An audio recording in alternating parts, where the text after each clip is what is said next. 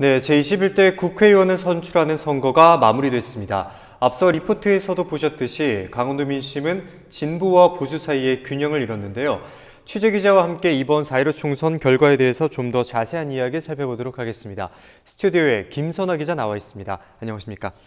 네, 우선 이번 총선 결과에 대해서 정리를 한번 해주실까요? 네, 이번 4.15 총선은 전국적으로 더불어민주당이 압승을 했다고 볼 수 있는데요. 네. 강원도는 미래통합당 등 보수 진영이 8석 중 5석을 차지하면서 여전히 두터운 보수 지지층을 확인할 수 있었습니다.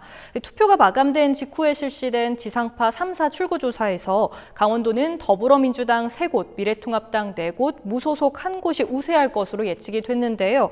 8곳 중 5곳에서 피말리는 오찬의 접전이 좀 벌어지면서 누가 승리를 거둘지 한치 앞을 예측하기가 어려웠지만 결과는 이 지상파 3사 출구조사 그대로였습니다. 그동안의 총선과 비교해보면 민주당이 약진을 거뒀습니다. 강원도 정치 1번지 춘천갑에 역대 처음으로 진보 진영 후보가 당선이 됐고요.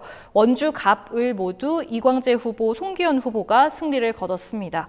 영동 지역에서는 보수가 여전히 강세였습니다. 그래서 이번에 새롭게 조정된 춘천, 철원, 하천, 양구, 을 선거구에서는 한기호 미래통합당 후보가 4년 만에 다시 국회의원이 됐고요. 홍천, 횡성, 영월, 평창 선거구는 정치 신인인 유상범 후보가 당선됐습니다. 그래서 속초, 인제, 고성, 양양은 이양수 후보가, 동해태백, 삼척, 정선은 이철규 후보가 재선에 성공했습니다. 네.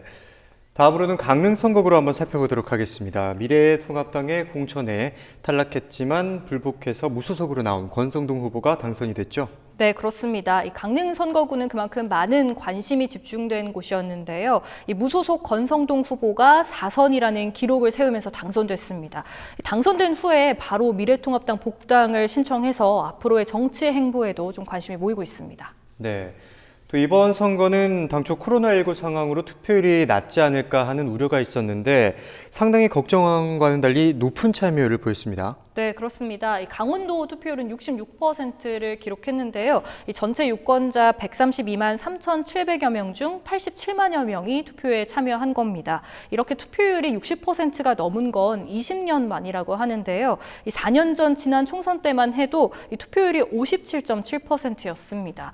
그리고 거기에 사전 투표율은 이번에 28.75%라는 역대 최고치를 기록했습니다. 그만큼 이번 선거에 대한 유권자들의 관심이 매우 높았다는 걸 확인할 수 있었습니다. 네, 사전 투표율이 28.75%로 역대 최고치를 기록하면서 변화에 대한 갈망이 높았다라고 볼 수 있을 것 같은데 강원도민들이 선택한 21대 국회의원, 또 이제 앞으로의 역할이 더 중요하지 않겠습니까? 네, 그렇습니다. 이번 총선 특징은 또 다선 의원들이 대거 나왔다는 겁니다. 이 당선자 8명 중 6명이 재선 이상인데요.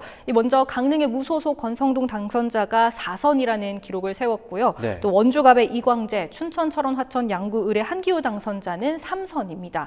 또 원주, 을의 송기현, 속초, 인제, 고성, 양양의 이양수, 동해태백, 삼척, 정선의 이철규 후보는 재선인데요. 그만큼 국회에서 당선자들이 더욱 큰 목소리를 낼 수 있길 바라면서 많은 유권자들이 재선 이상의 의원들에게 표를 던질 것 아니냐라는 분석이 나오고 있습니다. 네. 강원도에는 오랜 수건 사업이 많습니다. 설악산 오색 케이블카 사업이나 송전탑 건설 문제 등 강원도가 좀 힘을 내지 못하는 현안들이 많은데요. 이번에 선출된 당선인들이 얼마나 존재감을 갖고 강원도를 대표하는 일꾼으로서 일할지 도민들이 지켜보고 있는 상황입니다. 네, 산적도에 있는 오랜 사업들을 조속히 추진할 수 있는 그런 상황들이 빨리 이루어졌으면 좋겠습니다. 당선인들이 내세웠던 공약들, 우리 강원도민들은 모두가 기억하고 있을 겁니다. 말로만 하는 공약이 아닌 행동으로 직접 실천할 수 있는 국회의원의 모습을 기대해 보도록 하겠습니다. 지금까지 김선아 기자와 함께 이야기 나눠봤습니다. 오늘 말씀 고맙습니다.